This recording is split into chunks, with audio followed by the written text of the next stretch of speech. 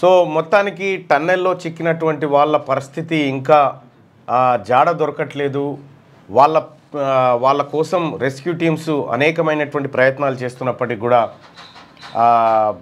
ఎలాంటి ప్రయోజనం కనిపించట్లేదు. బురదమయం నీళ్లు పేరుకపోవడంతో రెస్క్యూ ఆపరేషన్కి ఆటంకం కలుగుతున్నట్టుగా తెలుస్తూ ఉంది. ఎస్ఎల్బిసి టన్నెల్లో చిక్కుకుపోయినటువంటి 8 మంది అసలు సురక్షితంగా ఉన్నారా లేరా, అసలు ఉంటే ఎక్కడున్నారు, అసలు ఆ టన్నెల్ కూలిపోయిన ప్రాంతంలో కూలిపోయిన పైకప్పు ఏమైనా వాళ్ళపైన పడిందా, లేకపోతే టన్నెల్కి అవతల వైపున ఏమైనా ఉన్నారా, ఇంకా ఏంది అనేది తెలియనటువంటి అంశం. మొత్తానికైతే రాష్ట్ర ప్రభుత్వం అక్కడ ముఖ్యంగా మంత్రి జూపల్లి కృష్ణారావు గారు, ఉత్తమ్ కుమార్ రెడ్డి గారు అక్కడే ఉండి పర్యవేక్షణ చేస్తున్నప్పటికీ అధికారులతోని ఎప్పటికప్పుడు సూచనలు సలహాలు తీసుకుని ముందుకు పోతున్నప్పటికి కూడా ఎలాంటి ప్రయోజనం కనిపించట్లేదు. టన్నెల్లో చిక్కుపోయినటువంటి వాళ్ళు సురక్షితంగా బయటికి రావాలని మరోసారి కోరుకుందాం.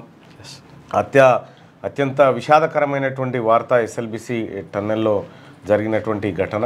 సో మరి ఇవాళ ఏమైనా కొలిక్కి వచ్చే అవకాశం ఉందా లేదా చూడాల్సినటువంటి అవసరం ఉంది. ఏకంగా మంత్రి జూపల్లి కృష్ణారావు గారు కూడా దాంట్లోకి టన్నెల్ లోపలికి పోయి ఈ అంశాన్ని దగ్గరుండి పరిశీలిస్తూ ఉన్నాడు. సో ఆ విజువల్స్ని మనం ఒకసారి చూద్దాం. ఇప్పుడు లేటెస్ట్ విజువల్స్ని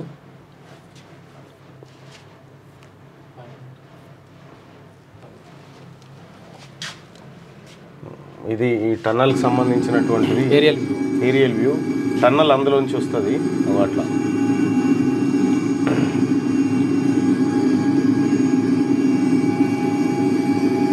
ఇది శ్రీశైలం ప్రాజెక్ట్. ఇది ఇక్కడి నుంచి టన్నెల్ అక్కడికి వెళ్తుంది అన్న, సొరంగం ఉంటుంది. సొరంగం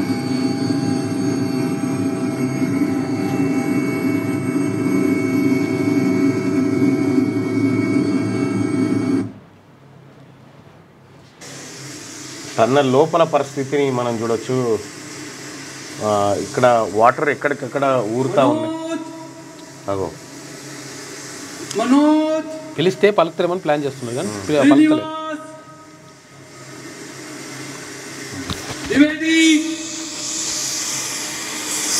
శ్రీనివాస్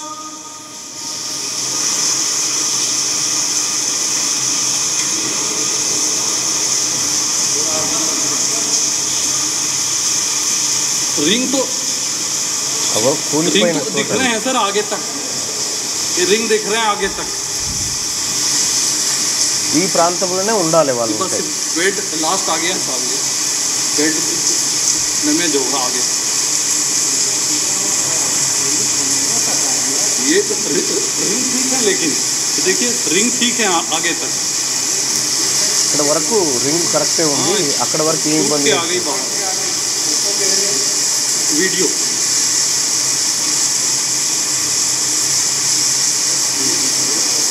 रिंग को दूर तक दिख रहे हैं, रिंग तो रिंग दूर तक.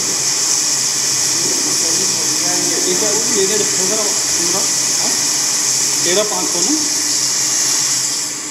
पंप स्टेशन 5 है ना ये 13,500 और आवाजें आ रही है.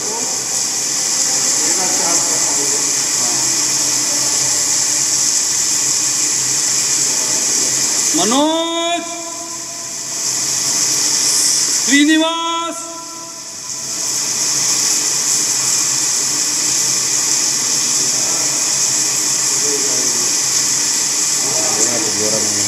नहीं सर, बेल्ट डैमेज है इसके बाद में, बेल्ट डैमेज है ना इसके बाद.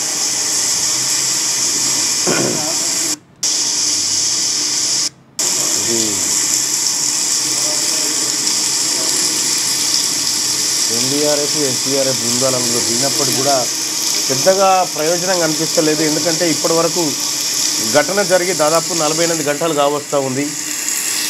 మరి 48 గంటల పాటు వాళ్ళని రెస్క్యూ చేసే ఆపరేషన్ జరుగుతున్నప్పటికి కూడా మరి వాళ్ళంతా సజీవంగా ఉన్నారా లేకపోతే ఏం జరిగింది అనేది మాత్రం చాలా చెప్పలేనటువంటి పరిస్థితి ఉంది.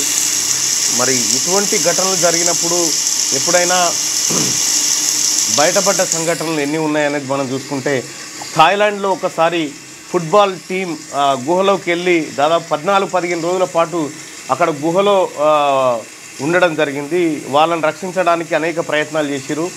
సో మొత్తానికి వాళ్ళని బయటకు తీసుకొచ్చారు, బతికిరు. ఎవరికి కూడా ఏం కాకుండా అందరూ సేఫ్గా బయటికి రావడం జరిగింది. మరి ఇక్కడ కూడా ఎలాంటి పరిస్థితి ఉంటుందని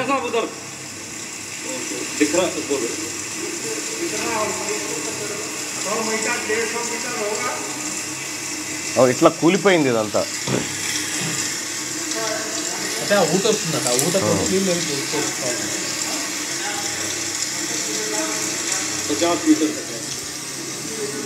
ఇంక ఇక్కడ నుంచి 50 మీటర్లు ఉందంట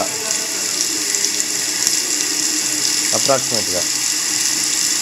कोई दिख रहा है सर? अच्छा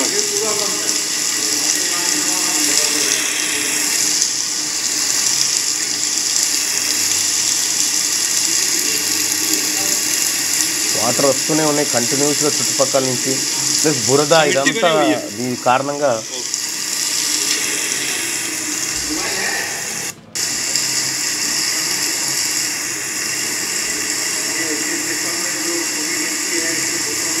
చాలా దారుణం జరిగిపోయింది ఇక్కడ అంతా కూడా. సో ఇట్లా జరగాల్సింది కాదు. టన్నెల్ ద్వారా ఎస్ఎల్బీసీ ద్వారా నల్గొండ జిల్లాకు, ఖమ్మం జిల్లాకు నీళ్లు తీసుకురావడానికి చేపట్టినటువంటి ప్రాజెక్టు 20 సంవత్సరాల నుంచి రాజకీయ నాయకుల నిర్లక్ష్యం కారణంగా 20 సంవత్సరాల నుంచి నత్తనడకన సాగింది. తీరా ఆ పనులు పూర్తి చేయడం కోసం తెలంగాణ రాష్ట్ర ప్రభుత్వం, కాంగ్రెస్ పార్టీ ప్రభుత్వం సంకల్పించిన దరిమిలా పనులు ప్రారంభించిన 4వ రోజుకి ఈ అపశృతి చోటు చేసుకోవడం అత్యంత బాధాకరమైనటువంటి విషయం. ఈ అంశం పైన ప్రధాని నరేంద్ర మోడీ ఆరా తీయడం జరిగింది. సో ఇప్పటికే మంత్రి జూపల్లి కృష్ణారావు గారు అలాగే ఉత్తమ్ కుమార్ రెడ్డి గారు అక్కడ నుండి పర్యవేక్షిస్తూ ఉన్నారు. మరి ముఖ్యమంత్రి గారు కూడా వెళ్ళేటువంటి అవకాశం అయితే ఉంది. ఏం జరుగుతుందో చూడాలి. సో ఇది అక్కడ జరిగినటువంటి అంశం, ఎస్ఎల్బీసీ దుర్ఘటన. మరి లేటెస్ట్ అప్డేట్స్ ఏముంటాయి అనేది మళ్ళీ మీకు అందిస్తాం. సో తాజాగా లోపల ఏం జరుగుతూ ఉందనేది ఎప్పటికప్పుడు మీకు తెలియజేసేటువంటి ప్రయత్నం చేస్తాం. మరో విషయం ఏంటంటే, ఇక పట్టభద్రుల ఎమ్మెల్సీ ఎన్నికల్లో ప్రచారం కోసం ముఖ్యమంత్రి రేవంత్ రెడ్డి ఇవాళ నిజామాబాద్, మంచిర్యాల, కరీంనగర్లో ప్రచారం చేయబోతూ ఉన్నాడు. సో ఆల్ ఫోర్స్ నరేందర్ రెడ్డిని ఎట్టి పరిస్థితిలో గెలిపించాలి అనేటువంటి ఉద్దేశంతో ఏకంగా ముఖ్యమంత్రి రంగంలోకి దిగినటువంటి పరిస్థితి. సో మరి అక్కడ ఉన్నటువంటి పరిస్థితుల్లో ముఖ్యమంత్రి దిగాల్సినటువంటి అనివార్యత ఏర్పడ్డదంటే కొద్దిగా పరిస్థితులు తేడాగా ఉన్నట్టుగా దాన్ని బట్టి చాలామంది విశ్లేషకులు మాట్లాడుకుంటూ ఉన్నారు. మరి నిజంగా ఏం జరుగుతుంది? ఆల్ ఫోర్స్ నరేందర్ రెడ్డి ఓడిపోతే ఏం జరుగుతుంది, గెలిస్తే ఏం జరుగుతుంది? గెలిస్తే సిట్టింగ్ స్థానం, ఓడిపోతే మటుకి రాష్ట్ర ప్రభుత్వానికి కొంత ఇంకా కొంచెం వ్యతిరేకత కనిపించేటువంటి అవకాశం కనిపిస్తుంది. లోకల్ బాడీ ఎన్నికల ముంగట సీట్ను అధికార పార్టీ కోల్పోవడం అనేది అంత ఆషామాషి వ్యవహారం కాదు. ఇక్కడ భారతీయ జనతా పార్టీ అభ్యర్థి పోటీ చేస్తూ ఉన్నాడు. ఇంకోవైపు ప్రసన్న హరికృష్ణ నిజామాబాద్, ఆదిలాబాద్, కరీంనగర్, మెదక్ జిల్లాల్లో కంప్లీట్గా బీసీ వాతావరణం కమ్మేసింది. ఎక్కడ ఒక 10 మందిని కదిలిచ్చినా కూడా 8 మంది బీసీ టాపిక్ మాట్లాడుతూ ఉన్నారు. మరి ఈ నేపథ్యంలో రెడ్డి అభ్యర్థికి టికెట్ ఇచ్చినటువంటి కాంగ్రెస్ పార్టీ అతని గెలుపు కోసం కూడా అదే స్థాయిలో కృషి చేస్తూ ఉంది. ముఖ్యంగా ముఖ్యమంత్రి రేవంత్ రెడ్డి గారు అలాగే కొంతమంది ప్రయత్నం చేస్తున్నప్పటికీ కూడా మరి అది ఎంతవరకు ఫలితాన్ని ఇస్తుంది అనేది చూడాల్సినటువంటి అంశం ఉంది. అటు అంజిరెడ్డి, ఆ తర్వాత ఈయన ప్రసన్న హరికృష్ణ వీళ్ళిద్దరి మధ్య గట్టి పోటీ నెలకొందనేటువంటి చర్చ కొనసాగుతుంది. నిన్న మనం పోల్లో చూస్తే కూడా చాలామంది మెజారిటీ ప్రజల అభిప్రాయం కూడా గదే కనిపించింది. మరి ముఖ్యమంత్రి గారి పర్యటన తర్వాత ఏమైనా మార్పు వస్తుందా, కాంగ్రెస్ పార్టీ అభ్యర్థికి ఏమైనా కొంత ఊపొచ్చే అవకాశం ఉందా చూడాల్సినటువంటి అవసరం ఉంది. ఇది కాకపోతే ఏంటంటే ముఖ్యమంత్రి స్థాయి అభ్యర్థి పోయి ప్రచారం చేయడం కొంతవరకు అది ఇంపాక్ట్ ఉంటుంది. సేమ్ టైం ఎందుకంటే ఇవి మేధావుల ఓట్లు కాబట్టి, పట్టభద్రుల ఓట్లు కాబట్టి, సో పర్యటనలు పెద్దగా ఎఫెక్ట్ చూపించవు. వాళ్ళు ఆల్రెడీ డిసైడ్ అయిపోయి ఒక అంశానికి స్టిక్ ఆన్ అయిపోయి ఉంటారు. కాకపోతే దాని చుట్టూ నడిచేటువంటి అవకాశం ఉంది. సో ఏదేమైనప్పటికీ కూడా తెలంగాణలో 3 ఎమ్మెల్సీ స్థానాలు ఏవైతే ఇప్పుడు ఎన్నికలు జరుగుతూ ఉన్నాయో, పట్టభద్రులు, 2 టీచర్, ఈ మూడిట్లలో బీసీ అభ్యర్థుల హవా కనిపిస్తున్నట్టుగా ఇంటెలిజెన్స్ లెక్కలు కానీ, ఆ తర్వాత టీచర్లు కానీ, మేధావి వర్గం కానీ చెప్తున్నటువంటి మాట. ఇక ఓట్ల తర్వాత ఏం జరుగుతుందనేది చూడాలి. ఇవాళ మధ్యాహ్నం కరీంనగర్లో బీసీ ఇంటలెక్చువల్స్ అందరి మీటింగ్ ఉంది. ఆ కార్యక్రమానికి నేను కూడా హాజరు కాబోతా ఉన్నా. మరి కాసేపట్లో నేను కరీంనగర్ బయలుదేరుతాను. సో అంతకంటే ముందు ఇక్కడ నేను మన ఇబ్రాహీంపట్నంలో కాంగ్రెస్ పార్టీ అభ్యర్థి గెలుపు కోసం నేను తిరుగుతున్నటువంటి పరిస్థితిలో ఫార్మాసిటీ ఏరియాలో నేను పర్యటించడం జరిగింది. ఫార్మాసిటీ బాధితులకు కూడా మనమందరం కూడా చెప్పడం జరిగింది ఏమని, ప్రజలారా మీరు కాంగ్రెస్ పార్టీని గెలిపించండి, మీకు ఫార్మాసిటీ పేరుతో బీఆర్ఎస్ ప్రభుత్వం మోసం చేసింది అనేటువంటి మాట చెప్పడం జరిగింది. కాంగ్రెస్ పార్టీ అధికారంలోకి వస్తే ఫార్మాసిటీని రద్దు చేస్తాం ఈ ఏరియాలో అనేటువంటి మాట చెప్పడం జరిగింది. రైట్, దాంట్లో కాంగ్రెస్ పార్టీ ఇచ్చిన మేనిఫెస్టో ఆధారంగా నేను కూడా ప్రజలకు చెప్పడం జరిగింది. ఎంత పేజీ 30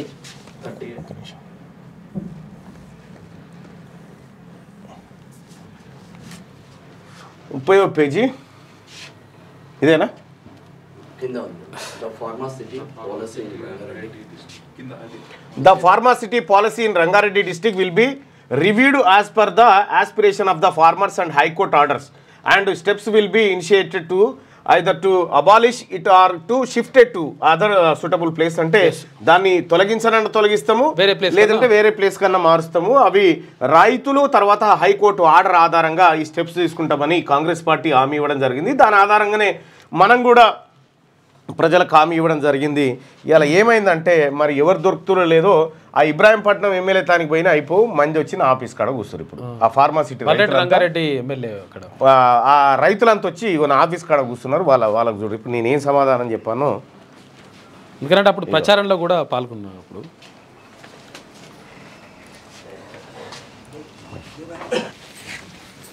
వీళ్ళు ఫార్మాసిటీకి సంబంధించినటువంటి వాళ్ళు ఆ రోజు ఎన్నికల ప్రచారంలో నేను కూడా క్లియర్గా చెప్పడం జరిగింది. కరెంటు పోయిందా? ఒరే సార్ కరెంటు పోయింది. సరే ఏం కాదు కానీ ఇంతమందికి ఎందుకు వచ్చారు? ఒకరిద్దరు వస్తే సరిపోయేది కదా. ఏం కనిపిస్తుంది? ఒక్క నిమిషం మైక్ ఇవ్వు. ఇంకో మైక్ ఏమైంది వాయిస్? ఎందుకు వచ్చారు మీరు? గత 6 సంవత్సరాల నుంచి మేము ఫార్మాసిటీ వద్దని పోరాటం చేస్తున్నామన్నా. కరెంటు ఇట్లా పోతే లైవ్లో పోతే పరుగు పోదానా? ఈ ఎలక్ట్రిసిటీ కూడా చెప్తే రైతులంతా వచ్చే 24 గంటలు కరెంట్ ఇస్తున్నామని మనం మొత్తుకుంటుంటే లైవ్లో కరెంట్ బాయ్ చెప్పు. 6 సంవత్సరాలు పోవడం రైతులందరూ పోవడేస్తే మా పోవడానికి మద్దతుగా అప్పుడు కాంగ్రెస్ పార్టీ ఫస్ట్ నుంచి ఉన్నది. మా ప్రభుత్వం వస్తే గుంట భూమి తీసుకోము, 2 పంటలు పండే భూములే మీవి, మేము వస్తే మీకు అండగా ఉంటామని చెప్పేసి మాకు ప్రతి ఒక్కదానికి అండగా ఉన్నారు. ఎలక్షన్ల ముందు కూడా హామీ ఇచ్చారు, మేము గెలిస్తే మీ భూములు ఆపుతామంటే మేము అన్ని గ్రామాల రైతులు మొత్తం తిరిగి ఓట్లు వేయించి గెలిపించుకున్నాం. ప్రభుత్వం వచ్చినాక ఎమ్మెల్యే గారి దగ్గరికి వెళ్ళాం, అందరికి వెళ్ళి సార్ ఇట్లా మరి మేము ఈయన భూములు వదిలిపెడతా అని చెప్పారు కదా, ఆ భూములు ఇస్తే మేము బతకలేము, మాకు భూములే ఆధారము, మా దగ్గర పంటలు పండే భూములు అన్ని హైదరాబాద్కి కూరగాయల పండ్లు పోవచ్చు కదా. మల్రెడ్డి రంగారెడ్డి గారి ఇంటికి వెళ్ళారు, 2-3 సార్లు వెళ్ళాం. ఎమ్మెల్యే గారు ఫోన్ చేసి ఈయన రైతులకు ఆ రైతు భరోసా అన్ని హక్కులు కల్పించాలని చెప్పి మా ముందే ఆర్టీఓ కలెక్టర్ ఫోన్ చేస్తారు. ఈయన మడ కూడా వాళ్ళింటలేరు. ఆర్డీఓ కలెక్టర్ దగ్గరికి వెళ్తే ఏమంటారు అంటే చేస్తాం చూస్తామంటారు. ఒక ఎమ్మెల్యే మాట కూడా లెక్క చేస్తారు ఆర్డీఓ కలెక్టర్. ఇప్పుడు మొన్న రైతు భరోసా ఆపేసారు, ఇంతకుముందు కూడా ఇప్పుడు రైతు భరోసా ఆపలే. ఇప్పుడు మీ డిమాండ్ ఏంది? మా భూములు నాతానికి ఎందుకు వచ్చారు అంటున్నా? మీ ద్వారా సీఎం గారికి కానీ పై లెవెల్కి తీసుకెళ్ళి ఇవన్నీ భూములను వదిలిపెట్టారన్న మాకు అన్ని మాకు కొత్త డిమాండ్స్ ఏం లేవు. వచ్చినా బాయ్ సాబ్ వచ్చినా నేనే కూడా చెప్పిన కాంగ్రెస్ పార్టీ మేనిఫెస్టోలో పెట్టినాము, ఆ ఫార్మాసిటీని రద్దు చేయడమా ఇతర చోటికి తరలించడమా చేస్తాము అని చెప్పి నేను కూడా మీ 4 గ్రామాలకు వచ్చి నేను కాంగ్రెస్ పార్టీ అభ్యర్థి తరఫున ప్రచారం చేసిన మాట వాస్తవం. నేను తప్పించుకోవట్లేదు. నేను చేసింది ఆ రోజు కాంగ్రెస్ పార్టీ ఇచ్చిన హామీ. ఇప్పుడు ఏమంటున్నారు? మా కొత్త డిమాండ్స్ వాళ్ళు ఇచ్చిన హామీ ప్రకారం మా భూమిలో వదిలేయండి, మా బతుకు మేము బతాం, మాకు అన్ని హక్కులు కల్పించాలి, అన్ని కట్ చేస్తావు, ఏం రాకుండా కట్ చేస్తారు. ఇప్పుడు మా హక్కులు మాకు ఉండాలి, మా భూమి మాకు కావాలి. మేము వ్యవసాయం చేసుకొని బతాం. వాళ్ళు భూమి ఇస్తే మేము బయట బతకలేం, ఎటు 100 కిలోమీటర్లు పోవాలి. ఊరు ఎడ ఉంటుంది, ఎడవి బతాం అన్నప్పుడు మేము బతకలేంగా బయట. మేము మాకు మంచి 2 పండ్ల వంటి పొలాలు ఉన్నాయి, అన్ని తరి పొలాలు, కూరగాయలు, పాల షెడ్లు, కోళ్ళ ఫలాలు ఉన్నాయి మా దగ్గర. ఇప్పుడు అవి వదులుకోలేము, మా భూమి మాకు కావాలని చెప్పేసి ప్రభుత్వం అడగడానికి వచ్చాం మీ ద్వారా. నీ భూమి ఎంత ఉంది పెద్ద అయినా? ఎంత ఉంది? 8 ఎకరాలు ఉంటుంది. 8 ఎకరాలు. 8కి 8 తీసుకురా. అంతా ఆన్లైన్ కట్ చేసిండు. కట్ చేసిండు. మరి ఇప్పుడు ఏం కావాలనే? నా భూమి నాకే ఉండాలి. మాకు చదువులు రావు, నౌకర్లు లేవు, నా పిల్లలు బతకలేరు, నా భూమి నాకే ఉండాలి. మేము ఫార్మసిటీకి భూమి ఇయ్యంటే ఇయ్యం. ఆనాడు మీ భూమి మీకే ఉంటుంది, మేమేం తీసుకోము. ఏ ఊరు మీది? కుర్మిద్ద హనుమాన్ రోషేన్. మా భూములు అయితే ఇయ్యం. ఫార్మసిటీ మాకు రద్దు చేస్తాము, ఆన్లైన్ ఎక్కిస్తాము, రిజిస్ట్రేషన్ చాలు చేస్తాము, మీ భూమి తీసుకోమని పెద్ద మంచి అని చెప్తే జాండా కూడా వచ్చాం కాంగ్రెస్ పార్టీకి. నువ్వు వచ్చినావు, మాకు ఇచ్చిన మాట నిలబెట్టుకోండి మీరు కాంగ్రెస్ పార్టీ. అంతే, మాకు ఎట్లా చెప్పినావో అంతే. మా భూమి తీసుకోని అన్నావు, తీసుకున్న దాంట్లో ఏమన్నా చేసుకో, మాకు అవసరం లేదు. మా భూమి అయితే మేము ఇయ్యం, మాకు నౌకర్లు లేవు, ఏమంటే వ్యవసాయం చేసుకునే బతాం మేము. ఇప్పుడు నీ భూమి నీకు కావాలి అంతే కదా? మా భూమి మాకు కావాలి, ఆన్లైన్ కావాలి, రిజిస్ట్రేషన్ చాలు కావాలి మాకు అంతే. విషయం ఏంటంటే హైకోర్టులో గత ప్రభుత్వం సమయంలోనే అవార్డులు రద్దు చేస్తూ, అట్లాగే మన ఈ డిక్లరేషన్లు అన్నీ రద్దు చేస్తూ భూసేకరణకి వ్యతిరేకంగా రైతుల పక్షాన్ని కోర్టు తీర్పులు ఉన్నాయి. ఆ విషయంలో ఇప్పటి వరకు కూడా ఆన్లైన్ ఎక్కించమని కూడా కోర్టు తీర్పు ఉంది. అది అమలు పరచమని చెప్తున్నాం మేము. అది అమలు పరిపిస్తామని చెప్పారు. అది ఎన్ని రోజులు అయింది సార్? ఇప్పుడు 14 నెలలు 15 నెలలు అయింది సార్. రాగానే అన్ని చేస్తామని చెప్పారు, కానీ ఇప్పటి వరకు చేసలేరు. విషయం ఏంటంటే ఏదైతే కోర్టు చెప్పిందో బలవంతపు చర్యలు చేయవద్దు, అంటే రైతులను ఇబ్బంది పెట్టొద్దు, భూమి నుంచి వేరు చేయొద్దు, వాళ్ళకి వ్యవసాయానికి ఎటువంటి ఆటంకం చేయొద్దు అని చెప్పి కోర్టు ఆర్డర్ ఇచ్చింది. ఆర్డర్ ఇచ్చిన దాన్ని అది కోదండరెడ్డి గారికి తెలుసు, మల్రెడ్డి రంగారెడ్డి గారికి తెలుసు, అందరికీ తెలుసు. రేవంత్ రెడ్డి గారు కూడా మాట ఇచ్చారు, మన అనసూయమ్మతో మీరు మాట్లాడుదురు. కానీ ఇప్పుడు అదే కోర్టు తీర్పులను మీరు అమలు చేపిస్తామని ఆ రోజు అన్నారు. ఈ రోజు ఇప్పటికి 15 నెలలు అయింది, ఇంకా రైతులను తెప్పిస్తున్నారు సార్. ఇంకా ఘోరం ఏంటంటే మొన్నటిదాకా అయితే కనీసం రైతు బంధు వచ్చేది అందరికి, ఇప్పుడు మొత్తం అందరికి రైతు బంధు మొత్తం కట్ చేసారు. మొత్తం ఫార్మాసిటీలో ఉన్న భూములు ఎవరైతే కోర్టు నుంచి స్టే తెచ్చుకున్న రైతులు అందరికీ కూడా ఇంకా ఘోరంగా అందరికీ కూడా తీసేసారు. మీ ఎమ్మెల్యే గారికి ఫోన్ చేస్తా ఉన్నా, మరి ఆయన రింగ్ అవుతుంది కానీ ఆయన బిజీ ఉన్నాడో ఏమో. ఆయన దగ్గర కూడా దాదాపు 10-15 సార్లు వెళ్ళారు సార్. మీ ఎమ్మెల్యే కట్టె పట్టుకుంటే ఆగుతాదమ్మా, కలెక్టర్ చేయడా? అమ్మ చెప్తాను. ఇగో మేము రేవంత్ రెడ్డి దానికి గెలవక ముందు పోయినా నేను ఇంద్రపార్కులకు పోయినాడు. ఈపుల చేసి అక్క నీ భూమి పోనీనని 2 చేతులు పట్టుకుంటూ నాకు అడిగే సంతోషం అనిపించింది. మల్రెడ్డి రంగారెడ్డి కోదండరెడ్డి మా ఇంకనే ఉండ్రు. ఆపద సంది మాకు చెట్లు ఎక్కించిన వాళ్ళంటనే ఉన్నాము. ఆనాడు సార్ నేను కాంగ్రెస్ పార్టీలోనే ఉన్నా. అందరూ మాట పట్టుకొని మేము వీళ్ళు మమ్మల్ని పెద్ద చేస్తుండ్రు అని మేము కూడా దిగినాం, అందులకు ఓటు వేసినాము, గెలిపించినాము. ఇప్పుడు పోతే కోదండరెడ్డి మమ్మల్ని లెక్క పెడతలేడు, మీరు రైతుల భూమి తీసుకుంటామంటాడు. మల్రెడ్డి రంగారెడ్డి మీ రైతుల భూమి తీసుకుంటా అంటాడు. మల్రెడ్డి రంగారెడ్డి బయటికి వెళ్తాడు, పోరి చెప్పిన పోరి అంటాడు. మరి కలెక్టర్ ఆఫీస్కి పోయినాం, కలెక్టర్ ఆఫీస్కి పోతే కలెక్టర్ ఇవాళ వస్తా అన్నాడు, రేపు వస్తా అన్నాడు. కలెక్టర్ కూడా కలుస్తలేడు, మాకు కలెక్టర్ కూడా కలుస్తలేడు. మరి మా పోలీసు వాళ్ళు ఓనియకపోని, కలెక్టర్ అయితే బయటకు వచ్చావో మమ్మల్ని 2 3 తీసుకొని పోయినప్పుడు మరి చెప్పాలి కదా మాకు. కలెక్టర్ చెప్పాడు. మరి మా బతుకులేంది, మేమేంది, మేము ఒక్కొక్క రూపాయి ఒక్కత అనేసి కన్నా కష్టాల వాడు సంపాదించుకున్నాం సార్. భూమి 12 ఎకరాల భూమి ఉంది నాకు కూడా. నేను ఆకులు మోసి ఇస్తరాకులు మోసి కుట్టేది అంతా నీకు గుర్తు, మీ ఊరు దిక్కు కూడా ఉంటాయి. ఆ కుట్టి కూడా 5 రూపాయలకు ఒక ఇస్తరాకులు కట్ట చర్చికి అమ్ముకొని బతికినా నేను. ఇవాళ నేను భూమి విడిచిపెట్టారు, మీరు వెళ్ళిపోయినట్టు మేము భూమి విడిచిపెట్టి ఎక్కడ పోతాం? మేము మాత్రం ఒక గుంట భూమి ఇడవము, మా భూములు మాకే ఉండాలి. మాది ఆచార మండలం కుర్మిద్ద, నాది. నా పేరు పంగాను సుజ. కుర్మిద్ద. నేను వచ్చినప్పుడు ఉన్నారా మీరు? నువ్వు నన్ను అడిగినావు, నీ పేరు ఏం పేరు అక్క అని అడిగినావు. ఎర్రవేలు కాడ ఆయన చేసిండు అంటే నేను పోయిన 20,000 కాడ నువ్వు పోయినావా అక్క, ఈ మాట కరెక్టే అన్నావు ఇండ్లు. అయితే ఆయన నువ్వు నాతోటి కూడా మాట్లాడినావు. ఆయన మాట్లాడినావు, మా భూములు మాకు ఉంచితేనే 10,000 నమస్కారం చాలు. మా భూములు మాకే కావాలి, కానీ వేరే భూములు పోము మేము.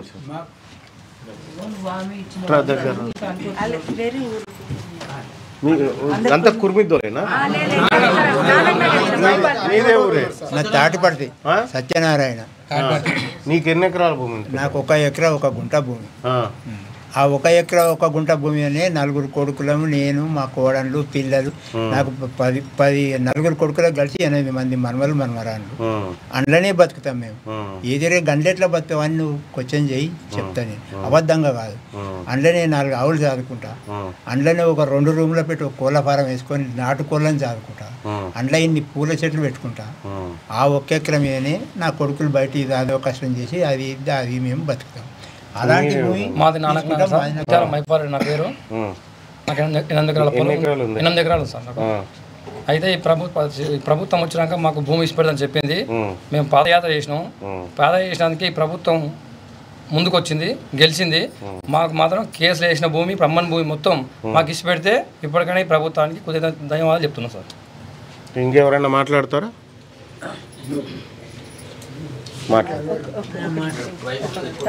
మాకు ఎలక్షన్స్ కంటే ముందు మా ఊర్లలో వచ్చి ఈ రాజకీయ నాయకులు ఎవరైతే ఉన్నారో కేసీఆర్ ఇట్లా సవాల్ విసిరిరండి. 30 లక్షలకు నీ పొలం ఇస్తావా కేసీఆర్ అని చెప్పేసి సవాల్ విసిరారు. అదే ఇప్పుడు తొడలు కొట్టి చెప్పారు ఆ రోజు. ఇప్పుడు మేము అదే మిమ్మల్ని అడుగుతున్నాము, మీకు ఎక్కడైతే భూమి ఉందో రేవంత్ రెడ్డి అండ్ గవర్నమెంట్ ఎవరైతే రాజకీయ నాయకులు ఉన్నారో మీ పొలాలకి మాకు ఇవ్వండి. ఆ రోజు ఇస్తామని చెప్పేసి ఆ కేసీఆర్కు సవాల్ విసిరారు. టీఆర్ఎస్ గవర్నమెంట్లో మాకు మా భావాన్ని వ్యక్తం చేయడానికి మాకు స్వేచ్ఛ ఉన్నదండి. ఇప్పుడు అది గిట్లా లేకుండా పోయింది. ఒక ఆర్డీఓ మాట్లాడాడు, ఒక కలెక్టర్ మాట్లాడు. నేను మొన్న మా ఎమ్మెల్యేని గిట్లా క్వశ్చన్ చేసినా అండి. మా ఎమ్మెల్యేని క్వశ్చన్ చేస్తే మీకు స్టే ఉంది కదా, గవర్నమెంట్ స్టే ఉంది కదా, మీరు పోయి కోట్లలో తెచ్చుకో అంటారు. మేము తెలుసుకోవడానికి ఒకవేళ మేమే పోతే మిమ్మల్ని ఎందుకున్నది ఎందుకు? మీరు పెద్ద మనుషులు ముందలుండి నడిపియాలి కదా. ఓకే, థ్యాంక్ యూ అండి. మీరు చెప్పింది కరెక్టే బైసాబ్. ఎందుకంటే నేనే సాక్ష్యం దానికి. ఆ రోజు కాంగ్రెస్ పార్టీ మేనిఫెస్టోలోనే పేజ్ నెంబర్ 30లో పెట్టింది. ఇప్పుడు నేను చదివిన కూడా అది. అంటే దాన్ని రైతులు కోర్టు ఆదేశాలకు అనుగుణంగా ఇక్కడ నుంచి తరలించడమా పూర్తిగా రద్దు చేయడమా చేస్తామనేది మేనిఫెస్టోలో పేజ్ నెంబర్ 30లో పెట్టినాం. సో ఆ మాట తప్పదని నేను అనుకుంటున్నా. మేమేమంటున్నాం అంటే 19,000 ఎకరాలు అన్నారు కదా, మేము ఇప్పుడు డిమాండ్ చేసేది ఏంటంటే మేజర్గా 2,000 ఎకరాలు వదిలిపెట్టమని చెప్పేసి డిమాండ్ చేస్తున్నాము. ఆ 2,000 ఎకరాల కోసమే మేము కొట్లాడుతున్నాము. 2,500 ఎకరాలు అది వదిలిపెడితే తర్వాత మీరు ఆ పొలాల్లో మిగతా పొలాల్లో ఇచ్చిన పొలాల్లో ఏం చేసుకుంటారో ఇంకా మీ ఇష్టం, కానీ మా 2,500 ఎకరాలు మాత్రం మాకు వదిలిపెట్టాలి. ఇది మీ డిమాండ్ ప్రధానంగా. 4 గ్రామాలు. నీ పేరేం పేరు? పెద్ద నా పేరు బైకెన్ మళ్ళీ కుర్మిది. నీకెంత ఉంది భూమి? నాకు 3 ఎకరాలు ఉంది. నువ్వేమంటున్నావు మరి? మేము ఇవ్వద్దని మేము అదే తలుచుకుంటున్నాం. మేము 3 కొడుకులు. మొన్నటిసారి కాంగ్రెస్ పార్టీ కోటేసిరా మీరు? వేసినాం, అందరం వేసినాం. అన్ని ఊళ్ళు వేస్తేనే అంత కాడికి వచ్చింది. ఓకే, ఇప్పుడు నీ భూమి నీకు కావాలి. మాకు కావాలి. మాకు ఆన్లైన్ ఓపెన్ చేయి. మాకు కావాలన్నా. నాకు 4 ఎకరాలు ఉంది. నాకు 2 కొడుకులు. 3 ఎకరాల పొట్ల తోట పెడతా. మేము కూరగాయల మీదనే బతుకుతాము. రైతు బంధు లేదు, క్రాప్ లోన్ లేదు. మా భూములు ఆన్లైన్ లెక్కించి మా భూములు మాకు ఇస్తే మాకు అంతే చాలు. ఇప్పుడు మీ భూములు ఎక్కియడానికి అడ్డం ఎవరున్నారు? రంగారెడ్డి మల్రెడ్డి కలెక్టరా ఎండిఓ మాకు ఎవరైంది సార్. ఇది బేసిక్లీ ఏంటంటే వాళ్ళు ఒప్పుకున్న ఒక నిమిషం కోర్టులో గత ఆర్డీఓ వెంకటాచార్య ఒప్పుకున్నాడు, అమోయ్ కుమార్ కూడా ఒప్పుకున్నాడు. మా వల్ల తప్పు జరిగింది, కోర్టు స్టే ఉండగా మేము ఆన్లైన్ కట్ చేసినాం, మా వల్ల తప్పు జరిగింది, మేము ఆన్లైన్ ఎక్కిస్తామని చెప్పారు. అది టీఆర్ఎస్ ప్రభుత్వం ఉన్నప్పుడే వాళ్ళు సగం మందిది ఎక్కించారు, మిగతా సగం మిగిలిపోయింది. ఇప్పుడు ఏమైందంటే ఆ ఉన్న వాళ్ళకైనా కనీసం రైతు బంధు వస్తుండే. ఇప్పుడు ఈ ప్రభుత్వం వచ్చినాక 14 నెలలు అయింది, మీరు ఆన్లైన్ ఎక్కియాలి అంటే ముందు టెక్నికల్ ప్రాబ్లం ఉందని అన్నారు. తర్వాత ఎంపీ ఎలక్షన్ కోడ్ ఉంది, ఎలక్షన్ కోడ్కి కోర్టు తీర్పుకి ఏం అడ్డం వస్తుందో మనకైతే తెలియదు. ఆ ఎంపీ ఎలక్షన్ కోడ్ అవ్వంగానే మేము ఎమ్మటే మీకు చేసేస్తాం అని చెప్పి ఇగో ఇక్కడ గణేష్ ఉన్నాడు సాక్ష్యం, మీకు చేసేస్తాం అట్లా కోడ్ కాగానే మీకు అన్ని ఆన్లైన్ ఎక్కిపోతే అన్ని ఇచ్చేస్తామని చెప్పారు. ఎవరు కోదండరెడ్డి సారే చెప్పారు.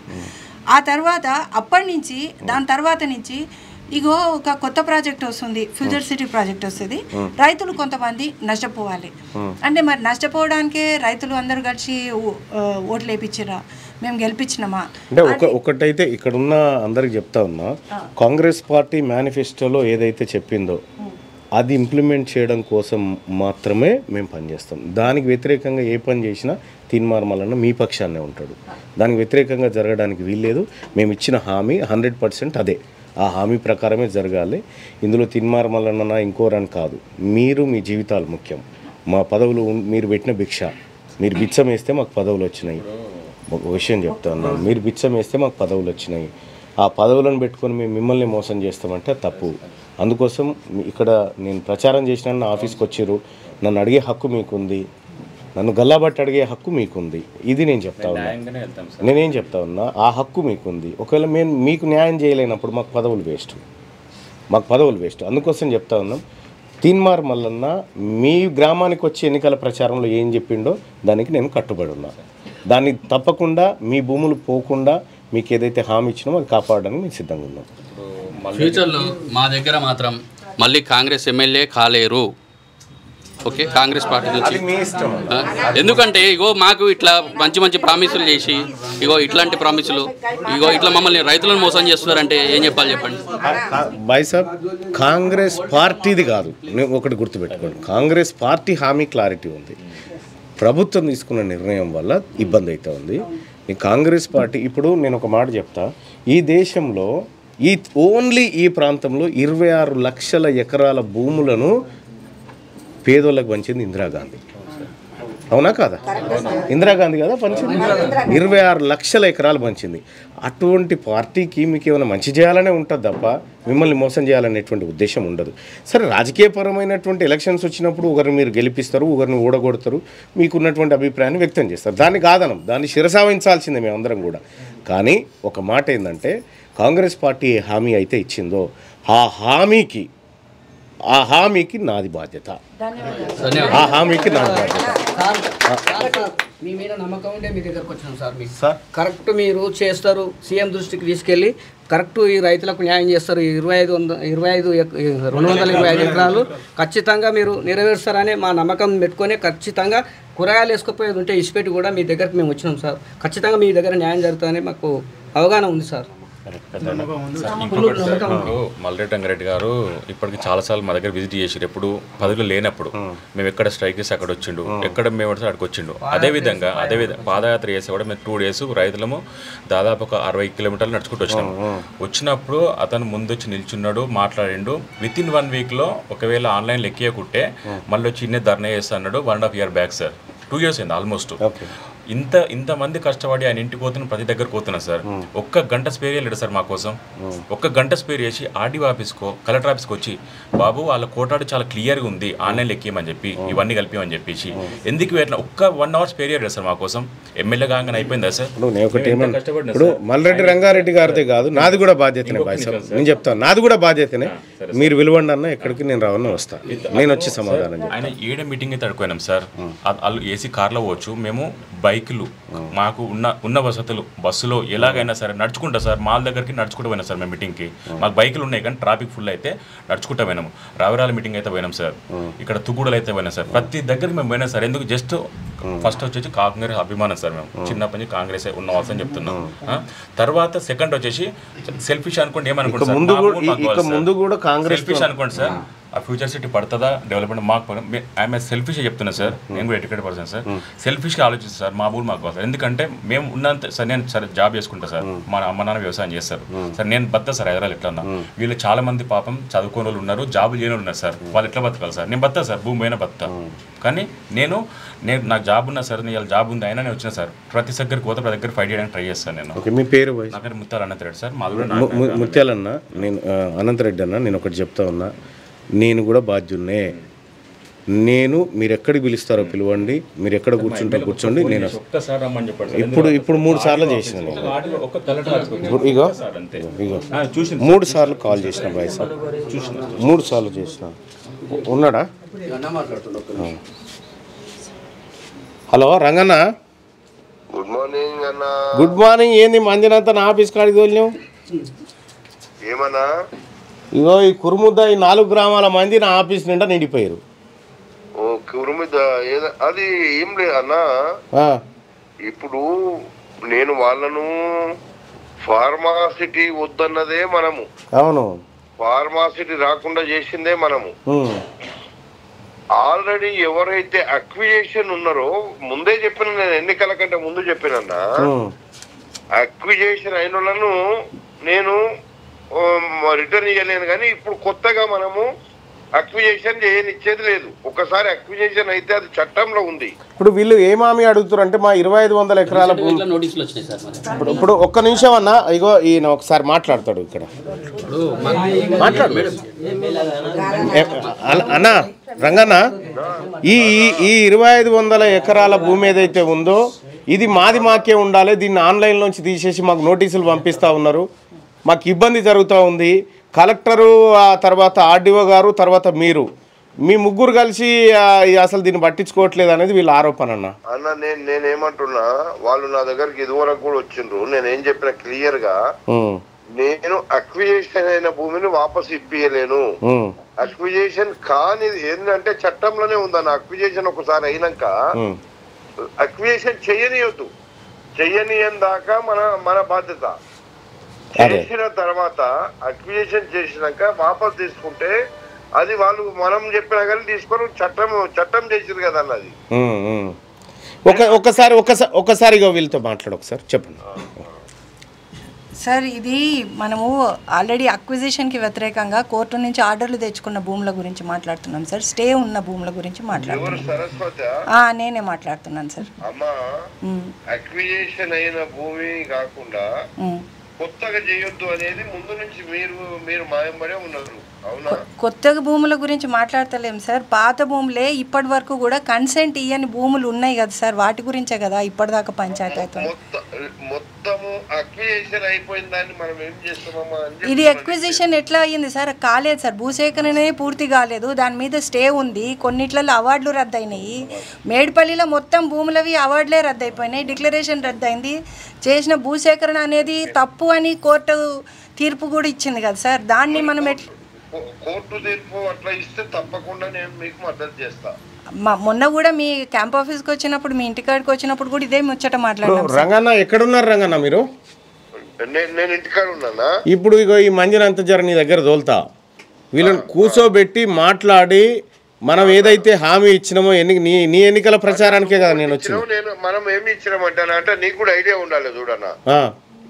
అక్విజిషన్ అయిన భూమిని తప్ప కాపాడే బాధ్యత మనది అని నువ్వు చెప్పినావు, నేను చెప్పినా.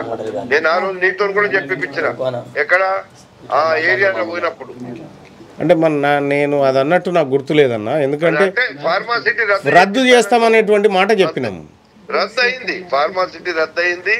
ఇక అది మళ్ళా అక్విజిషన్ ఫార్మాసిటీ పేరు మీద చేసారు కాబట్టి ఇది గ్రీన్ ఫార్మా పెడతాం కొంత అని. ఇప్పుడు ఈ న్యూ సిటీ అనేది పెట్టింది కదన్న, ఫార్మా రద్దు అయినాక దాని మీద ఏదో చెప్పినట్టున్నారు అధికారులు. న్యూ ఫార్మా ఉంది, ఇక్కడ ఒక సిటీ వస్తుంది అని. అన్న ఒక్కటన్నా 2500 ఎకరాలలో ఉన్న ప్రాబ్లం అనేది. అదే మరి దాన్ని ఎట్లా సార్ట్ అవుట్ చేస్తారనేది మీరు వీళ్ళకి చెప్పాలి కదన్నా. చెప్పినామన్నా మేము. అయితే ఈ వల్ల ఏమన్నా రేటు, ఈ మార్కెట్ రేట్ ఇప్పిమంటే నేను ఎవరు పడతా అని చెప్పినా. నీకు మార్కెట్ రేట్ అనే ఓట్లేసినామా సార్? మేము ఆ రోజు ఊర్లోకి వచ్చిన రోజు అన్నారు కదా సార్, మీరు మీ భూములు మీకు అన్నారు కదా సార్. మీరు 8 ఏళ్ళ నుంచి ఎన్ని బాధలు పడుతున్నాం సార్. ఆ రోజు మీరే ఏమన్నారు సార్? నా పేరు రైతు వినోద్ రెడ్డి సార్, నేను చెప్తున్నా సార్ ఒకసారి సార్. 8 ఏళ్ళ నుంచి పోరాడితే సార్ మీరు కోదన్ రెడ్డి సార్ ఏమన్నారు సార్? ఇక్కడి భూములు విలువైన భూములు, మంచి 3 పంటలు వండే భూములు సార్, కాపాడుతా అని చెప్పి మీ భూములు మీకే అన్నారు సార్. మేము రాగానే వచ్చి నెంబడి ఆన్లైన్ లెక్కిస్తాను సార్. ఇప్పటి వరకు లేవు సార్. రంగన్న మనము ఆ రోజు ఆ 4 గ్రామాలు నేను కూడా ఉన్నా, మీరు గెలవాలని నేను కూడా తిరిగినా, ఈ ప్రజలందరూ మెప్పించే కార్యక్రమం చేసినాం. దాంట్లో భాగంగా మనం ఏదైతే ఈ ప్రజలకు హామీ ఇచ్చినామో అది చేయాలన్నా అమలు చేస్తాం. అది అక్విజిషన్ కానిది మొత్తం ఇప్పుడు చాలా ఉన్నాయి, ఏది కాకుండా చూసే బాధ్యత మనదే.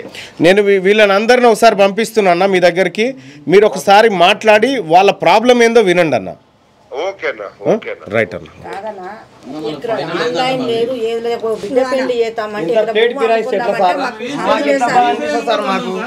మా ఆవేదన మాత్రం చాలా ఉంది సార్. నా పేరు రైతు వినోద్ రెడ్డి సార్. 8 ఏళ్ళ నుంచి తిరుగుతున్నాం సార్. టీఆర్ఎస్ ప్రభుత్వం నోటిఫికేషన్ వేసారు సార్. వీళ్ళు ఏమన్నా తెలుసా సార్, వీళ్ళు వచ్చి మేము అధికారంలోకి వస్తాము, మేము అధికారంలోకి వస్తే నోటిఫికేషన్ రద్దు చేస్తాం, మీ భూములు మీకే, మీ ఆన్లైన్ మీకే, మీ రైతు ఏం సార్. నేను పెళ్లి చేసుకోరు సార్, ఇక చేసుకోవద్దు అసలు, ఇది ఆన్లైన్ లెక్క మేము చేసుకోవద్దు, నా భూమి నాకు ఉండదు అసలు. ఎట్లా బతకాలి సార్ నేను ఒక రెడ్డిని సార్, ఎవరిస్తారు సార్ నాకు, నేను ఎడ పోయి చేసుకోవాలి సార్ వ్యవసాయం. నేను అడవిలో చేసుకుంటా సార్, నేను అమ్మవారి దీక్షలో సార్ 8 నుంచి కాంగ్రెస్ పార్టీ భారీ మెజార్టీ గెలవాలని మంచిరెడ్డిని ఓడించినాం సార్. ఆ మాత్రం ఉండాలిగా సార్ వీళ్ళకు. ఆ రోజు ఏమన్నా సార్ మీ భూమి మీకు అని. ఇప్పుడు నేను ఏమంటున్నా మిత్రమా, ఒకసారి మీరు ఆ ఎమ్మెల్యే గారి దగ్గరికి పోండి, ఇప్పుడు చెప్పిన ఆయన ఇంటికానే ఉన్నంట రమ్మంటుండు, మీరు ఒకసారి పోయి ఆయన చెప్పండి. నేనైతే చెప్తా ఉన్నా, నేను నువ్వు అమ్మవారిని కొలుసుకునేటువంటి వ్యక్తిగా నీ ముంగడ చెప్తా ఉన్నా, నేను ఆ రోజు ఏదైతే మాట్లాడినో ఆ మాటకే కట్టుబడి ఉన్నా, ఆ మాటకే కట్టుబడి ఉన్నా. ఆ మాట తప్పించి మిమ్మల్ని మోసం చేస్తే నేనైతే ఊకోను. ఇప్పుడు మీ ముందు నేనేమంటున్నా, నేను చెప్పిన కదా, నేను ఆ మాట చెప్పినట్టు నాకు గుర్తులేదని. కాదు బాయ్ సార్, ఇప్పుడు ఆ మాట చెప్పినట్టు నాకు గుర్తులేదని చెప్పినా లేదా? నేనేం చెప్పినా దానికే సార్ ఆ రోజు చెప్పిన విషయాలు మీకు కూడా గుర్తే, అందరికీ గుర్తే. మా దగ్గర మొత్తము ఎవరెవరు ఏం మాట్లాడినరో మొత్తం వాయిస్లు ఉన్నాయి, అవి కూడా వినిపిస్తాం మీరు సమయం ఇస్తే. ఈ రోజు అక్విజిషన్ గురించి మాట్లాడుతున్నారు, ఆ రోజు భూసేకరణ రద్దు చేపిస్తామని కూడా మాట్లాడారు. మీరు ఒక పని చేయండి, ఇప్పుడు లైవ్ నడుస్తుంది, మీరు కొద్దిసేపు వెయిట్ చేయండి, ఇది అయిపోయిన తర్వాత నేను ప్రత్యేకంగా మీ అందరి అభిప్రాయం తీసుకుంటా. ఓకే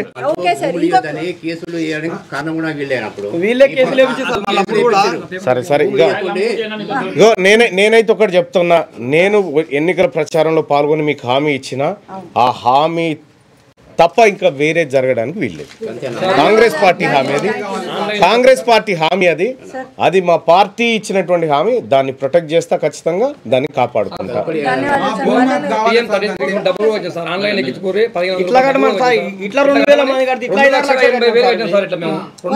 నేను కడతాను, నేను మాట్లాడతాను. కూర్చో పెద్దమ్మా, కూర్చో. మీరు మళ్ళీ రంగారెడ్డి గారి దగ్గరికి వెళ్ళమన్నారు, ఇప్పటికి కనీసం 10-15 సార్లు. అమ్మా ఇప్పుడు నేనేమంటున్నా, నా దగ్గరకు వచ్చినారు, నా దగ్గరకు వస్తే మీకు ఏమైనా ఆటంకమైంది? ఏమన్నా ఆటంకమైంది? ఇది ప్రజల ఇది ప్రజల ఆఫీసు, ఇది ప్రజల కోసం. నేనే చెప్తున్నా, మీ జీతగాన్ని అని చెప్తా ఉంటే నేనేమంటున్నా, ఈ మధ్య వెళ్ళింది డబ్బులు తీసుకుని సంతకాలు పెట్టిండ్రు, అది నేను వెనక విప్పియలేదు. మీరు ఇయ్యకండి అని ఎమ్మడి పడ్డాం, వాళ్ళందరినీ మేము ఇప్పుడు ప్రొటెక్ట్ చేస్తున్నాం. సరే ఒక నిమిషం, వాళ్ళకి ఏమైనా ఎక్కడన్నా మీకు మధ్యలో ఉంటే మీ భూమి కంటే మంచిగా చేసి ఒక సైట్లు ఇస్తే కూడా పోతందుకు రైతులు తయారున్నారు, వాళ్ళు మెచ్చినట్టుగా. అవన్నీ ఎన్ని చెప్పినా కూడా మా మేనిఫెస్టోలో ఏం పెట్టినాం, ఆ తర్వాత మేమేం హామీ ఇచ్చినాం, అవి రెండే ఇంపార్టెంట్ మాకు. ఇక తర్వాత నాయకులు మాట మార్చిర్రా, అధికారులు నాలుగే తిప్పుతా ఉన్నారా, అది అక్కర్లేదు. మా ఇంట్రెస్ట్ మీకు మంచి జరగాల, అదే మా ఇంట్రెస్ట్. ఆ మంచి చేసే కార్యక్రమం ఖచ్చితంగా మీకు జరుగుతుంది. దానికోసం తీర్మార్మలన్నా మీకు ఓన్లీ మేము అధికారంలోకి వస్తే ఫార్మాసిటీ రద్దు చేస్తామని అన్నారు. అదే చదివి వచ్చిన అన్న, ఇప్పుడే నేను అదే మేనిఫెస్టోలో పెట్టాము. కాకపోతే మేనిఫెస్టోలో మీ భూములు మేము కాపాడదామని పెట్టలే, మేము ఒక లెటర్ రాసుకొని పోతే దాని మీద సంతకం పెట్టారు. ఫార్మాసిటీ రద్దు అంటే మీ భూమి మీకున్నట్టే కదా.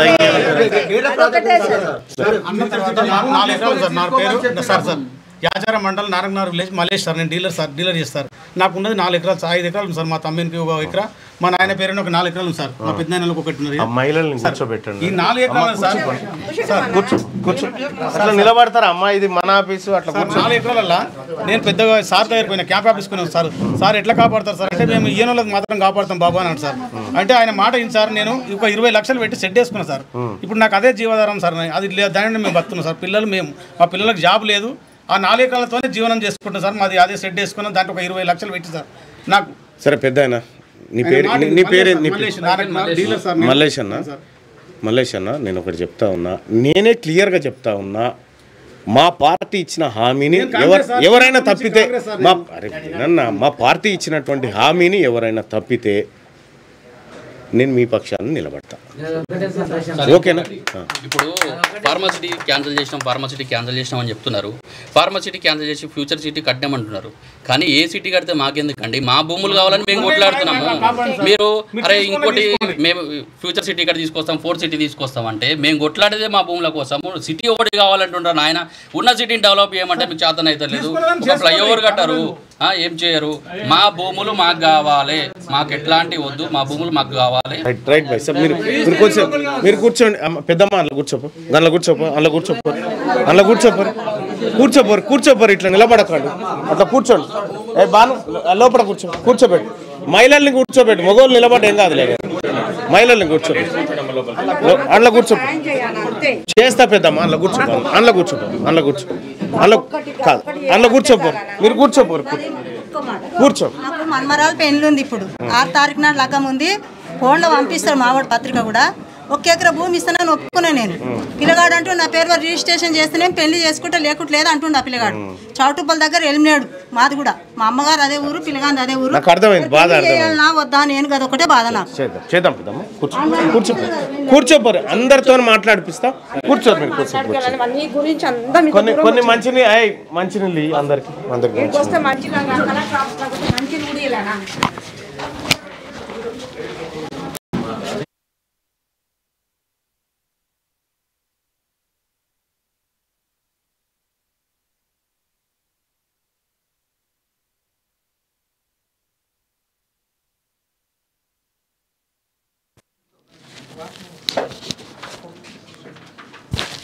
హలో గిదా ఇది కాదు కదా.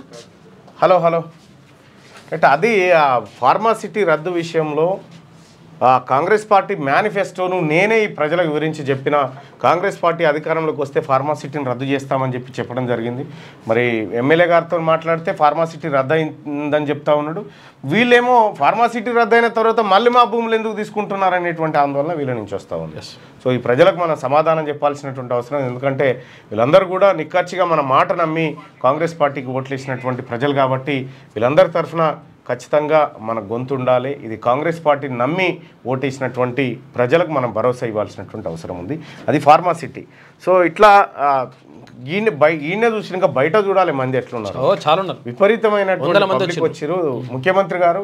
సో ఇటువంటివన్నీ మనం సార్ట్అవుట్ చేయకపోతే, మనం ఇచ్చినటువంటి నెరవేర్చకపోతే మనకి ఇబ్బంది అవుతుంది. ఆ పరిస్థితి రాకుండా చూసుకోవాల్సినటువంటి మేనిఫెస్టో అమలు కమిటీ ఏదైతే ఒకటి పెట్టైనా సరే ఎంతవరకు ఇంప్లిమెంట్ చేస్తా ఉన్నాం, ఏవి ప్రధాన ఇష్యూస్ అనేటివి కూడా మీరు ఒకసారి దాన్ని ఒకటి పెడితే బాగుంటుంది. పిసిసి చీఫ్ గారు ఇక మార్నింగ్ న్యూస్లోకి వెళ్దాం. మార్నింగ్ న్యూస్లోకి వెళ్తే కరెంట్ పోయి వచ్చిందా? ఓపెన్ చేయలే.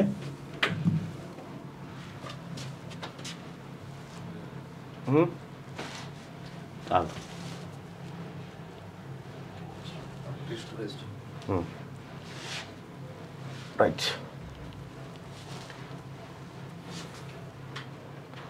మనమే ఇక్కడ మేనిఫెస్టోలో పెట్టిన తర్వాత మనమే అట్లా చేయకూడదు. వాస్తవానికి గట్టిగా వెలుగుదిన పత్రికనా ఇది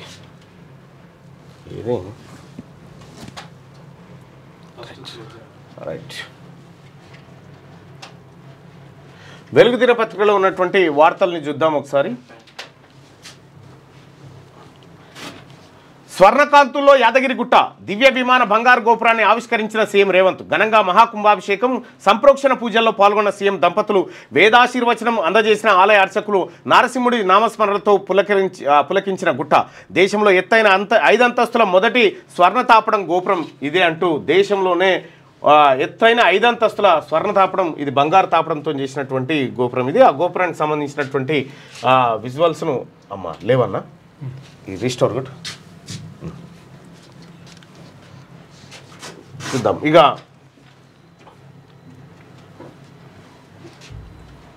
రైట్. ఇక పాక్ను పడగొట్టి సెమీస్కు ఇండియా. ఛాంపియన్ ట్రోఫీలో పాకిస్తాన్పై ఘన విజయం. విరాట్ కోహ్లీ సూపర్ సెంచరీ, రాణించిన శ్రేయాస్ గిల్. 6 వికెట్ల తేడాతో చిత్తుగా ఓడిన పాక్. ఐసీసీ టోర్నీలో ఇండియా మరోసారి పాకిస్తాన్పై ఆధిపత్యం చూపెట్టింది. ఒక కెమెరా లైవ్ కిట్ రెడీ చేసుకోండి అక్కడ కరీంనగర్. రైట్. ఆధిపత్యం చూపెట్టింది. చేసింగ్లో విరాట్ కోహ్లీ శ్రేయస్ అయ్యార్ దంచి కొట్టడంతో ఆ ఛాంపియన్ ట్రోఫీలో ఆదివారం జరిగిన రెండో లీగ్ మ్యాచ్లో టీమిండియా 6 వికెట్ల తేడాతో పాక్ను చిత్తు చేసింది. దీంతో ఆడిన 2 మ్యాచ్ల్లో నెగ్గిన రోహిత్ సేన దర్జాగా సెమీస్లోకి అడుగు పెట్టగా టోర్నీ నుంచి పాక్ నిష్క్రమించింది. ముందుగా పాకిస్తాన్ 241 రన్స్కు ఆల్అౌట్ అయింది. తర్వాత 244 స్కోర్ చేసి నెగ్గింది టీమిండియా. కోహ్లీ శ్రేయస్కు తోడుగా గిల్ 46 రాణించాడు. కోహ్లీతో 3వ వికెట్కు 114 రన్స్ జత చేసి విజయం దిశగా తీసుకెళ్లాడు. మార్చి 2న జరిగే ఆఖరి లీగ్ మ్యాచ్లో ఇండియా న్యూజిలాండ్తో తలపడబోతా ఉంది. ఇప్పటికే టీమిండియా సెమీఫైనల్ జరిగింది. దాదాపు 56 కోట్ల మంది ప్రజలు టీవీల మీద కూర్చున్నారు. టీవీలు కాదు, ఓన్లీ అదేంది హాట్ స్టార్, జియో హాట్ స్టార్లో కూర్చున్నారు 56 కోట్ల మంది. 56 కోట్ల మంది జనాభా. అంతెందుకు పెళ్లి కూడా పెళ్లి కాడ పెట్టిన స్క్రీను పెళ్లి అక్కడ పక్క జరుగుతుంది, పెళ్లికి రారేమో అని పెళ్లి కాడ స్క్రీన్ పెట్టి చూస్తున్నారు. పెళ్లి ఒక సైడు, మ్యాచ్ ఒక సైడ్ జరుగుతుంది. ఇక్కడ పెళ్లి, ఇక్కడ మ్యాచ్. ఒక పెళ్లి ఒక సైడ్, మ్యాచ్ ఒక సైడ్. ఇట్లా అయితేనే వస్తున్నాడు. మరి వస్తున్నాడు పెళ్లికి రావాలంట, లేకపోతే పబ్లిక్. అందుకని ఇప్పుడు వాళ్ళు మాట్లాడతారు. స్క్రీన్లో పెట్టింది. ఇదే రోజు ఇండియా పాకిస్తాన్ మ్యాచ్ ఉండడం వలన మేమందరం కూడా ఈ పెళ్లికి వచ్చినటువంటి మా ఫ్రెండ్స్ అందరం కలిసి మా ఫ్రెండ్ పెట్టినటువంటి కెమెరా ఏదైతే ఉన్నదో అదే పెళ్లికి లైవ్లో ఇక్కడ స్క్రీన్ పెట్టి మేమందరం కూడా మా ఫ్రెండ్స్ అందరం మ్యాచ్ చూడడం మాకు చాలా సంతోషకరంగా అనిపిస్తున్నది. మా ఫ్రెండ్ పెళ్లి కూడా పక్కకే ఉండి మా ఫ్రెండ్ పెళ్లిని మిస్ అవుతలేము, ఇటు మన ఇండియా పాకిస్తాన్ మ్యాచ్ కూడా మేము మిస్ అవుతలేమని ఇట్లున్నారు కథ. నిన్న బంగారు తాపడానికి సంబంధించినటువంటిది విజువల్ చూడొచ్చు. మనం ముఖ్యమంత్రి రేవంత్ రెడ్డి గారు అలాగే కుటుంబ సమేతంగా వెళ్ళి ఆ కార్యక్రమంలో పాల్గొనడం జరిగింది. యాక్చువల్గా నేను ఈ కార్యక్రమానికి అటెండ్ అయ్యేది ఉండే, కానీ కొమిరెల్లిలో అంతకంటే ముందే ఒక వారం రోజుల క్రిందే దేవుడికి సంబంధించినటువంటి ఒక మొక్కు ఉండే, దాంట్లో భాగంగా వెళ్ళడంతో ఇక్కడ ఆలస్యం జరిగింది. నిన్న ముఖ్యమంత్రి గారు ఈ కార్యక్రమంలో పాల్గొని ఇది ఓపెనింగ్ చేశాడు. ఇక ఇదే వెలుగు దినపత్రికలో ఒక్కరోజు సైంటిస్ట్గా మారండి, నేషనల్ సైన్స్ డే సందర్భంగా 1 డే సైంటిస్ట్గా మారాలని పిల్లలు యువతకు ప్రధాని మోడీ మన్ కీ బాత్లో పిలుపునిచ్చారు. ఆదిలాబాద్కు చెందినటువంటి ప్రభుత్వ టీచర్ టొడసం కైలాస్ అంతరించిపోయే దశలో ఉన్న కొలామీ భాష పరిరక్షణకు ఏఐ టూల్స్తో పాటను కంపోజ్ చేయడాన్ని ప్రశంసించినట్టు ప్రధాని. ఒక్కరోజు సైంటిస్ట్గా మారండి, ఈవీఎంల సైంటిస్ట్గా మారితే అసలు కథ బయటకు వస్తుంది. ఒక్కరోజు 18 కిలోమీటర్ల నేల మీదే మెట్రో పరుగులంట. ఫ్యూచర్ సిటీకి 3 విధాలుగా మెట్రో పరుగులు పెట్టనుంది. అండర్ గ్రౌండ్, తర్వాత ఎలివేటెడ్, తర్వాత ఎట్ గ్రేట్ మార్గాల్లో మెట్రో రైలు నిర్మించనున్నారు. ఎయిర్పోర్ట్ నుంచి ఫ్యూచర్ సిటీకి 40 కిలోమీటర్ల నుంచి 40 కిలోమీటర్లు 40 నిమిషాల్లో చేరేలా కారిడార్ రూపొందిస్తున్నట. రైట్గా ఎట్లున్నారో ఏమో ఎస్ఎల్బీసీ టన్నెల్లో చిక్కుకున్న కార్మికుల సేఫ్టీపై ఆందోళన, సహాయ చర్యలకు ఆటంకం, స్పాట్కు వెళ్ళలేకపోతున్న రెస్క్యూ టీమ్స్. ఎప్పటికప్పుడు పరిస్థితిని సమీక్షిస్తున్న సీఎం రేవంత్ కాపాడేందుకు అన్ని ప్రయత్నాలు చేయాలని ఆదేశం. ప్రమాద ప్రాంతంలో పెద్ద ఎత్తున బురద, మట్టి, 200 మీటర్ల పొడవునా పేరుకుపోయిన శిథిలాలు, మరోవైపు నిరంతరాయంగా ఉబికి వస్తున్న నీటి ఊట. గంటకు దాదాపు 10,000 లీటర్ల నీళ్లు, 10,000 లీటర్లు వస్తున్నాయట. 13.8 కిలోమీటర్ల వరకే వెళ్ళగలిగిన రెస్క్యూ బృందాలు, కూలిన స్లాబు, మట్టిని తొలగించేందుకు ప్రయత్నాలు. రంగంలోకి army, NDRF, SDRF, HYDRAA, fire teams. దగ్గరుండి సహాయక చర్యలను పర్యవేక్షిస్తున్న మంత్రి ఉత్తమ్ చూపల్లి. ఎస్ఎల్బీసీ టన్నెల్లో చిక్కుకున్న 8 మంది కార్మికులు ఎట్లున్నారో ఏమోనని ఆందోళన నెలకొన్నది. టన్నెల్ పైకప్పు కూలిన ప్రాంతంలో పెద్ద ఎత్తున బురద, రాళ్లు పేరుకుపోవడంతో ఆ చోట సొరంగం మొత్తం పూడికపోయింది. దీనికి తోడు నిరంతరాయంగా నీటి ఊట ఉబికి వస్తున్నది. టన్నెల్ ఎంట్రన్స్ నుంచి 14 కిలోమీటర్ పాయింట్ వద్ద పైకప్పు కూలగా రెస్క్యూ టీం 13.8 కిలోమీటర్ల దూరం వరకే వెళ్ళగలుగుతున్నది. ప్రమాదం జరిగిన చోట 200 మీటర్ల పొడవున 2 నుంచి 3 మీటర్ల ఎత్తు వరకు శిథిలాలు, బురద పేరుకుపోయింది. మరోవైపు టన్నెల్ లోపల ఆక్సిజన్ పైప్ కూడా పగిలిపోయింది. అబ్బా, గాలి దూరదు, ఊపిరాడదు. ప్రపంచంలోనే అతి పొడవైన ఇరిగేషన్ టన్నెల్ ఎస్ఎల్బీసీ పైపుల ద్వారా ఆక్సిజన్ పంపు చేస్తూ పనులు. టన్నల్ పైన మొత్తం కొండలు, అడవులే. 1980లో ప్రాజెక్టుకు శంకుస్థాపన చేసిన నాటి సీఎం అంజయ్య 10 ఏళ్ల బీఆర్ఎస్ పాలనలో ఇచ్చింది 500 కోట్లే. 2026 కల్లా కంప్లీట్ చేసేందుకు కాంగ్రెస్ సర్కార్ నిర్ణయం. 1980లో ప్రారంభమైంది. నేను పుట్టక ముందుకు శంకుస్థాపన అంతే. శిథిలాల కింద చిక్కుకున్నారు. ప్రమాదం జరిగినప్పుడు 2 ఇంజనీర్లు, 2 ఆపరేటర్లు, 4 కార్మికులు టన్నల్ బోర్ డ్రిల్లింగ్ మిషన్ దగ్గర ఉన్నట్టు ప్రత్యక్ష సాక్షులు చెప్పారు. పైకప్పు ఊడిపడి నీళ్లు లోపలికి వస్తుండడంతో వాళ్ళంతా టీబీఎం మిషన్లో తలదాచుకొని ఉండొచ్చని ఇప్పటిదాకా ఆఫీసర్లు అనుకున్నారు. కానీ రెస్క్యూ టీం టన్నెల్ లోపలికి వెళ్ళి చూడగా ఆ మిషన్ మొత్తం శిథిలమైపోయింది. ప్రమాదం దాటికి దాదాపు 90 మీటర్ల నుంచి 100 మీటర్ల వరకు వెనక్కి వచ్చింది. దీనికి తోడు లోపల చిక్కున్న కార్మికుల నుంచి ఎలాంటి రెస్పాన్స్ రావట్లేదు. శనివారం అర్ధరాత్రి 2 గంటలకు టన్నెల్లోకి వెళ్ళిన ఫైర్ డిజాస్టర్ టీం ప్రమాదం జరిగిన ప్రాంతానికి కొద్ది దూరంలో ఆగిపోయింది. అక్కడి నుంచి కార్మికులను పేర్లు పెట్టి గట్టిగా పిలిచింది. మనోజ్ త్రివేది, శ్రీనివాస్, హమారా వాయిస్ ఆప్ సున్ రహే క్యా అంటూ అరిచింది. కానీ లోపల నుంచి ఎలాంటి స్పందన రాలేదు. దీంతో కార్మికులందరూ శిథిలాల కింద చిక్కుకొని ఉంటారని ఆందోళన వ్యక్తమవుతా ఉన్నది. సో ఆ మాట చెప్పడం ఇబ్బంది అవుతుంది, కానీ బహుశా అదే జరిగి ఉంటుంది. జరిగితే వాళ్ళందరూ కూడా అట్లే అంటుండు, కష్టమవుతుంది. రైట్గా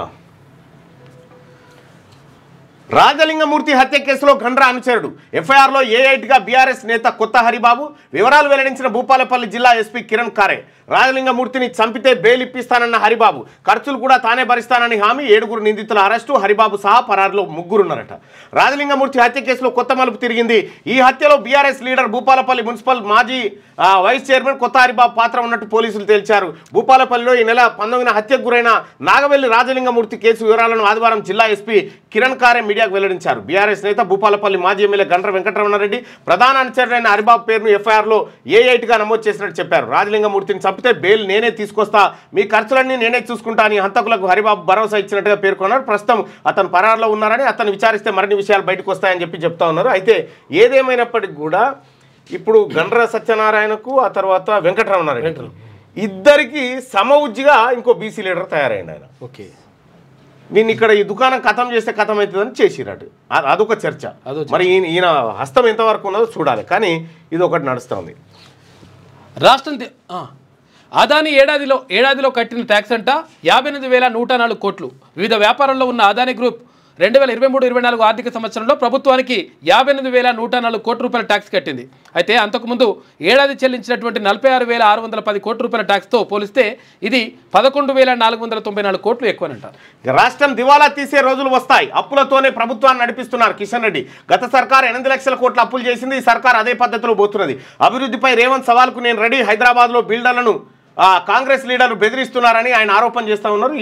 నిన్న బీజేపీ పార్టీ ఏది బీసీ రిజర్వేషన్లకు ఓకే అని చెప్పి ఏదో చెప్పినట్టుగా వార్త వచ్చింది. అది అవును, నిన్న వచ్చింది వార్త. అసలు యాక్చువల్గా విషయం ఏంటంటే ఈయనకి ఎప్పుడు అవకాశం ఉంటుంది అంటే ఇక్కడ అసెంబ్లీలో తీర్మానం చేసి ఎట్లకైనా పంపిస్తారు కదా, 42% రిజర్వేషన్ చేసి. పార్లమెంట్లోకి వెళ్ళిన తర్వాత ఆయన ఏం మాట్లాడుతారో దాని మీద ఉంటుంది లెక్క. అప్పుడు అప్పుడు ఈశాన్య రాష్ట్రాల పర్యటనలు ఉంటాయి, ఏ రాష్ట్రాల పర్యటన ఉన్నాయి, అప్పటి కథ వేరే. రాష్ట్ర ప్రయోజనాలు ఇంపార్టెంట్ కదా. శారీ రన్ హైదరాబాద్లోని నక్లెస్ రోడ్లో ఆదివారం నిర్వహించిన శారీ రన్ ఆకట్టుకున్నది. దేశంలోని వివిధ ప్రాంతాల నుంచి 3,120 మంది మహిళలు ఉత్సాహంగా పాల్గొన్నారు. రంగురంగుల చీరలు కట్టుబడితో రన్లో పాల్గొని యూనిటీ స్పిరిట్ చాటారు. పలువురు అతివలు హై ఎండ్ బైకులపై సందడి చేసిరట. నిన్న చీరలు కట్టుకుని కొత్త ఆవిష్కరణలకు వేదిక బయో ఏషియా. రేపు ఎల్లుండి HICCలో సదస్సు. హాజరు కానున్న 50 దేశాలకు చెందిన 3,000 మంది ప్రతినిధులు. ఈసారి ప్రత్యేకంగా ఇన్నోవేషన్ జోన్ ఏర్పాటు చేయబోతా ఉన్నారట. రాష్ట్ర ప్రభుత్వం ఏటా ప్రతిష్టాత్మకంగా నిర్వహిస్తున్న బయో ఏషియా సదస్సు మంగళవారం నుంచి ప్రారంభం కాబోతా ఉంది. లైఫ్ సైన్సెస్, హెల్త్ కేర్ సెక్టార్లపై 2 రోజుల పాటు హైదరాబాద్లోని HICC వేదికగా catalyst of change expanding global health care frontiers పేరిట 22వ ఎడిషన్ సదస్సు నిర్వహించబోతా ఉన్నారు. 50 దేశాలకు చెందిన 3,000 మంది ప్రతినిధులు హాజరు కాబోతా ఉన్నారట ఆ కార్యక్రమానికి. ఇక అమెరికా నుంచి 4వ బ్యాచ్, మరో 12 మంది ఇండియన్లు వెనక్కి. అబ్బా, అమెరికాలో అక్రమంగా నివాసం ఉంటున్న ఇండియన్ల తరలింపు ప్రక్రియ కొనసాగుతున్నది. ఇప్పటికే 3 బ్యాచ్లు అక్రమ వలసదారులను అమెరికా, భారత్ పంపించింది. ఆదివారం 4వ బ్యాచ్ ఇండియాకు చేరుకుంది. ఇందులో మొత్తం 12 మంది ఇండియన్లు ఢిల్లీ ఎయిర్పోర్ట్లో దిగారు. వీరు వయా పనామా మీదుగా ఇండియాకు చేరుకున్నారని అధికారులు వెల్లడించారు. 12 మందిలో 4 పంజాబ్లోని అమృత్సర్కు వెళ్లారని తెలిపారు. ఫిబ్రవరి 5న ఫస్ట్ బ్యాచ్లో భాగంగా 104 మంది ఇండియన్స్ వలసదారులను అమృత్సర్కు తరలించిన సంగతి తెలిసిందే. మరోవైపు అక్రమ వలసదారుల చేతులు కాళ్లకు అమెరికా సంఖ్యలు వేసి తరలిస్తున్నారన్న ఆరోపణలపై కేంద్ర ప్రభుత్వం స్పందించింది. నరేంద్ర మోడీ గారు ఇంతతో పంతతో గిదాపలేకపోతున్నా. మరి గత మోడీ గారితో మాట్లాడి విశ్వగురు అని చెప్పుకుంటేటువంటి నరేంద్ర మోడీ గారు గిది ఆపలేకపోతా ఉన్నాడు. సరే, అది ఆపలేకపోయాడు కానీ ఇదేది పరిస్థితి. అదాని కేసులు మాత్రం ఆపగలిగాడు. అదొకటి. ఇండియాకు డబ్బులు ఇవ్వాల్సిన అవసరం లేదు. ఇప్పటికే భారీగా ట్యాక్సులతో అమెరికా నుంచి లాభపడ్డది ట్రంప్. మళ్ళీ ఆ దేశంలో ఎలక్షన్స్ కోసం ఎందుకు నిధులు ఇవ్వాలని కామెంట్ చేసినట. మంచిగా వాడు సోపర్ చేస్తే అంతుండు అంతే. ఇగో ఇది వెలుగు దినపత్రికలో ఉన్నటువంటి వార్తలు. ఇక ఒకసారి ఏది ఆంధ్రజ్యోతిలో ఉన్నటువంటి వార్తలు, మిగతా వార్తల్ని మన శ్యామ్ కూడా అందిస్తారు. నేను కరీంనగర్ జిల్లా పర్యటన పోవాల్సింది. Right, thank you.